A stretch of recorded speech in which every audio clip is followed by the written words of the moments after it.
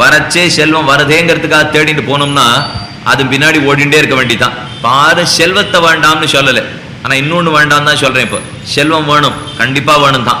ஆனா செல்வம் வேணும் வேணுங்கிற எண்ணத்தை மட்டும்தான் வேண்டாம்னு சொல்றோம். செல்வத்தையே வேண்டாம்னு சொல்லலை, அது வர்றச்சே தானே வரத்தான் போறது போத்தான் போறது. ஆனா செல்வம் வேணும் வேணும்னு நினைச்சுக்கிறோமோ இல்லையோ, அந்த நினைவு வேண்டாம்ங்கிறதா முக்கியம். இப்போ நிறைய ஓடி ஆடி வேலை செய்யறோம், அதனால ரத்த கொதிப்பு வரவே வராது, நல்லா ஞாபகம் வச்சுங்க.